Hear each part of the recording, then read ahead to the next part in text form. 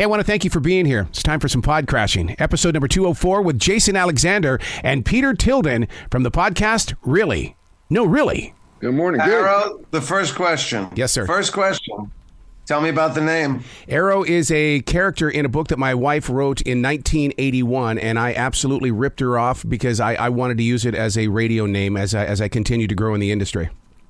Fantastic. Love it. And wait. And prior to 81, what were you known as? Spud? What was the name before Arrow? So when I first started in radio, I was on Coin Radio, a country radio station in Billings, Montana, and I was on there, and I was Clarence Anthony. And so then, but my program director said, no, you got to quit that. There are no Clarences in this world. So I went to CT. I'm liking Clarence, don't you, Jay? I'm liking Clarence because you got to lane first of off all, to yourself. Clarence Williams III is going, there's three of us at least. So. That's right. I love Clarence. Then you're a radio rebel at that point. You're right. The two of you have this unique way of really getting to the story because I loved the way that you handled William Shatner. How do you interview an interviewer and you put him in a storytelling place instead of him coming back at you guys? Yeah, it's a little Bill. like herding sheep, with Bill. We both know Bill a long time, and the truth is, I thought you're very kind to say that we were able to manage him. I feel like, and I think we say this on the show, he came on before we even introduced him and started running the program. Yeah, so I feel like we chased him to get the good stuff, But he's a fascinating.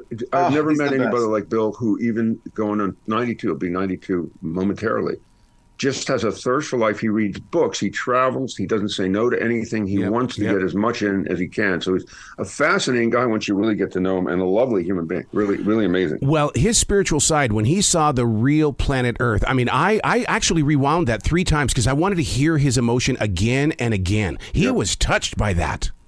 Yeah, he was. There's something called the overview effect. When you realize how fragile that planet, it's almost stunning that you look down at Earth and go, "Oh my God, it's so fragile. It's so tiny in the universe." And there's a depression a lot of astronauts get when they experience that, when they go into space and then come back. Of course, Bill was only up there for whatever. But he played it up. He can play it up. Yeah. But it really moved him. It really did move him. Well, since we're on the subject of space, the stuff that you guys brought in on when you were talking about space junk, I mean, it really was one of those really moments because I mean, there's I did not know until I heard it from you guys. Well, it's a real phenomena, and what Garrett Reisman, who we had on the show, this amazing astronaut who's done several missions to the space station. I mean, when he talks about the dangers of being outside, well, the dangers of being in the space station, but the dangers of being outside the space station with, hundreds of thousands of particles moving at over 17,000 miles per hour. And Peter said to him, well, can't you see it coming? And he said, I don't know. Can you see a rifle bullet coming at you? It is remarkable what these men and women face up there. And it's one of those problems that keeps compounding. And Peter and I were initially drawn to it because we said, look, all of space exploration is supposedly to give us an escape route should this planet really start to go under. But we're creating a minefield so thick that we may not be able to go to the next place, even if we find it. So he was a fascinating guy, and we could have done that forever.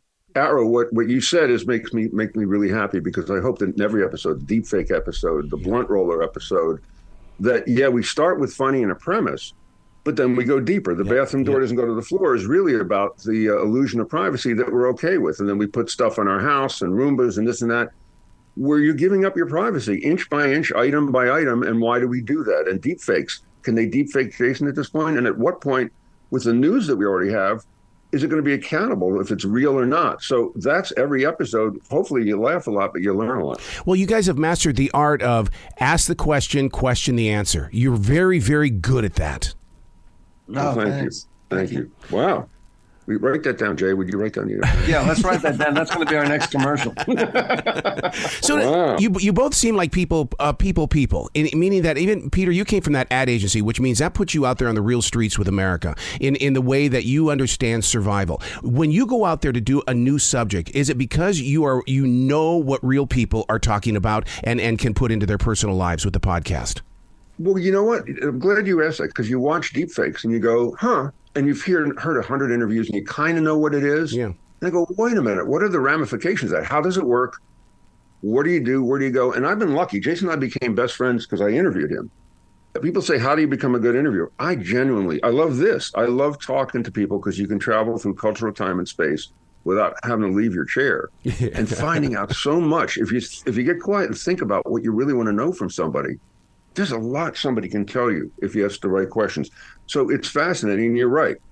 Almost every one of these issues is a mass appeal issue that affects all of us in a big way, whether it's privacy, whether it's deep fakes, whether it's talking dogs or animals. You know, if they can really talk, would they be your mother going, you were going to wear those pants out? Or what would happen if they're obnoxious? Would they still be our pet? Well, I want you to know that my dog does talk to me. I mean, she'll sit there and go, "Arr, arr, arr, arr," and I'm sitting there. I feel like I'm a father going, I know everything you're saying. Man, you just keep on talking. Yeah. There you go. Yeah. When you put a podcast together and it's in I'm assuming your studio is in one of your houses. How do you break free of wanting to go in there and play? Because there's an energy source when it comes to podcasting that you become addicted to. We actually got very lucky, Arrow. We started doing exactly as you described. We were doing it over Zoom and recording the shows. But our producer, Lori Grimmy, we started about 2 months ago recording at a real studio. Nice. A production studio that's owned by Howie Mandel. And so the shows are not only audio now, they're also on YouTube and they're visual as well. And so it does put Peter and I in the same room, which does make for a better energy. And often our guest comes in. And so it really is a live conversation among three people in the same space. And those conversations, I think, are always really the best. But yeah, we Would we play? Here's the deal, Laurie, or if you can see our producer, her resting face is you did something wrong. So the minute we start to play, it's guys, you got to do the next episode in 3 minutes. Get your asses in there and do it. So it's that.